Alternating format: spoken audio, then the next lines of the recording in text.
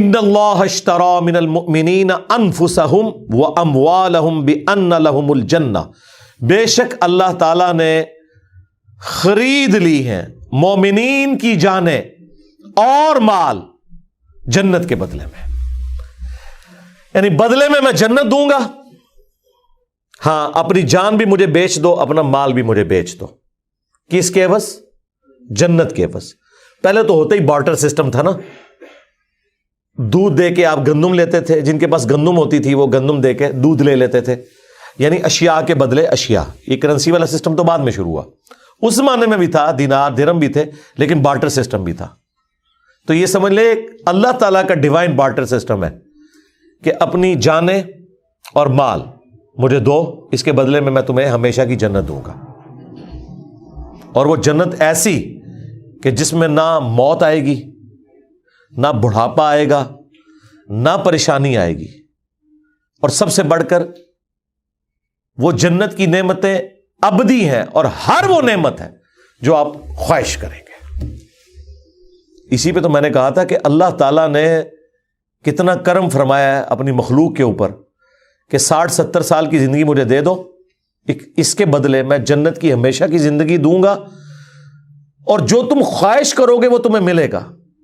حالانکہ یہ کوالٹی اللہ کی ہے، کن فیکون، اور یہ کوالٹی اللہ کی ہے کہ اسے موت نہیں آئے گی، لیکن اللہ تعالیٰ خالق اور مخلوق کے فرض کے ساتھ جنت میں ہمیں یہ کوالٹیز دے گا۔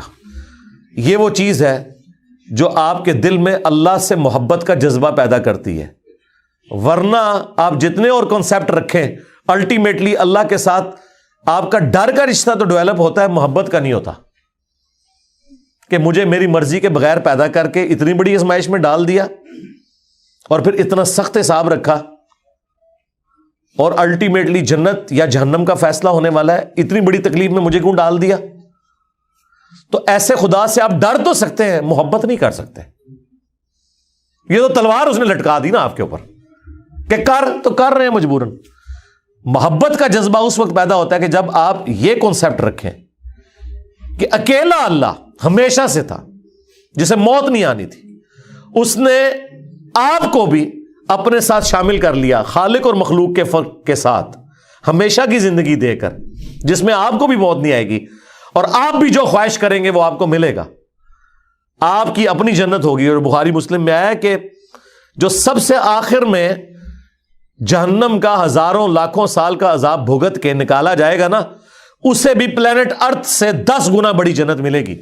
آپ تو 10 مرلے کے پلاٹ کو ترستے ہیں نا، سب سے آخری جو جنتی ہے نا، اور یہ آخری وہ ہے جس نے جہنم کا عذاب بھگت لیا لاکھوں سال کا، یہ آخری وہ نہیں ہے جو بغیر حساب و کتاب کے چلا جائے گا، اس کا تو آپ سوچ بھی نہیں سکتے اس کو کیا کچھ ملے گا، وہ تو ایلیٹ درجے کا مسلمان ہوگا نا۔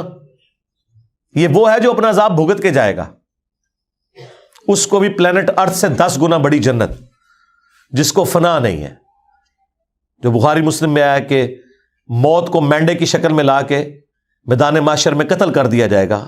جنتی خوش ہوں گے کہ آج کے بعد ہمیں موت نہیں آئے گی، اور جہنمی غمناک ہو جائیں گے کہ ہمیں بھی موت نہیں آئے گی، جو قرآن میں سورہ الفرقان میں آیا، آج ایک موت نہیں ہزاروں موتیں مانگو لیکن تمہیں موت نہیں آئے گی۔ موت مانگیں گے وہ کہ اس تکلیف سے جان چھوٹ جائے، لیکن جان نہیں چھوٹے گی۔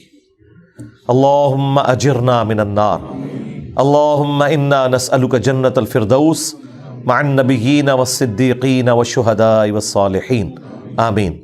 تو اللہ تعالیٰ فرما رہا ہے کہ میں نے مومنین کی جانیں اور مال جنت کے بدلے میں خرید لی ہیں۔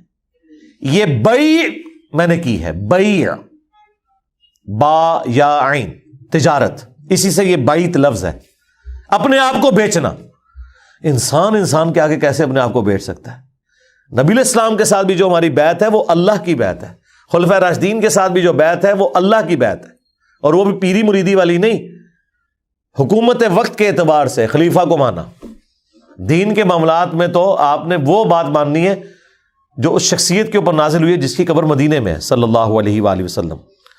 تو اللہ تعالیٰ فرما رہا ہے بے شک اللہ تعالیٰ نے مومنین کی جانیں اور مال خرید لیے ہیں جنت کے بدلے میں، یقاتلون فی سبیل اللہ، وہ اللہ کی راہ میں قتال کرتے ہیں، اور ظاہر سب سے بڑا کام آپ جو اللہ کے لیے کر سکتے ہیں وہ یہی ہے کہ اپنی جان ہتھیلی پہ رکھ کے میدان جنگ میں آ جائیں. سب سے قیمتی چیز تو جان ہے.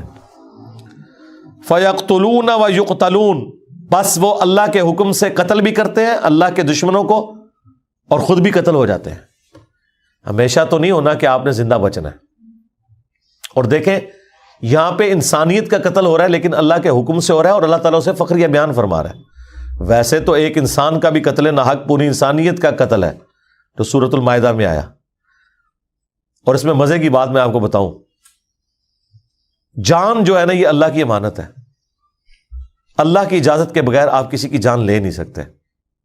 اسی لیے دیکھیں جب آپ جانور بھی ذبح کرتے ہیں نا تو اللہ کے نام پہ کرتے ہیں، کیونکہ اس کے اندر بھی جان موجود ہے، اس سے بھی آپ زندگی چھین نہیں سکتے.